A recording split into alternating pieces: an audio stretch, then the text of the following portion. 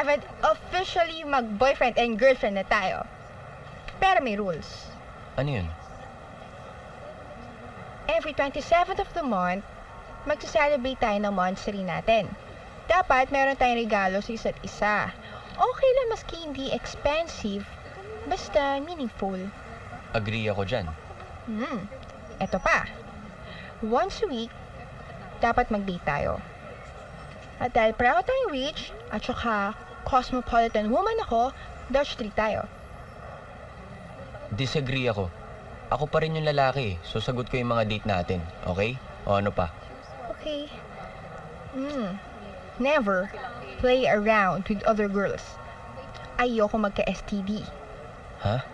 So ibig mong sabihin, open ka to do it with me? Dahil tayo na? Hindi. Kasi tao lang naman tayo. Mahina. And we love each other. Paano kung di tayo makapag-control? I just want to be safe. Jigs, ang baba ng benta natin. Pricing talaga problema. Bagsak talaga presyo ng galing sa China eh. Hindi nga pwedeng ganito. Madam, natitense ako. Hindi mo naman kailangan maghampas eh. Hindi nga pwedeng ganito. O sige, kailan mo gusto i-set a meeting for the suppliers? Next week, iset mo lahat ng gusto makipag-meeting sa akin. Sa Saturday na alis si Gail. 2 weeks after that, mas puno schedule ko, mas mabuti. Madam, sinasagad-sagad mo na naman ang katawan mo. Paano kung makaisip ng tama? Kung ang gulo-gulo ng utak mo? Paano kung magdedesisyon?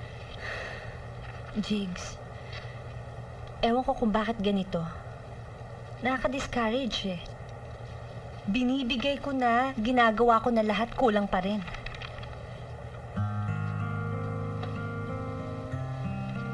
Naiintindihan kita. Ganyan din feeling ko sa jowa ko.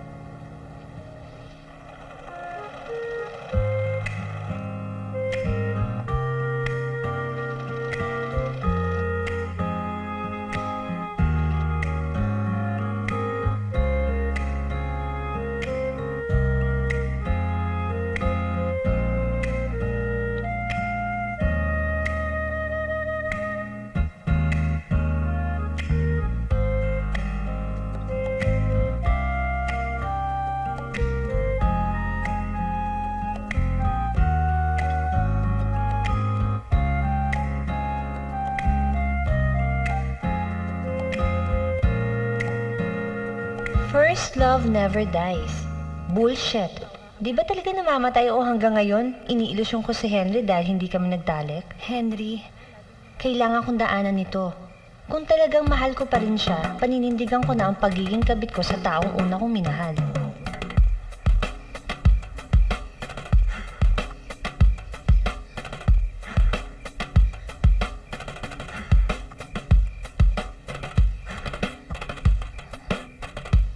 Sumama ka na sa akin, Raya. Handa akong iwan ang lahat para sa'yo. Mahigit 10 taong kong hinintay ito, Henry. Mayakap ka. Namalikan mo ko. Ang maramdaman ko buong katawan mo.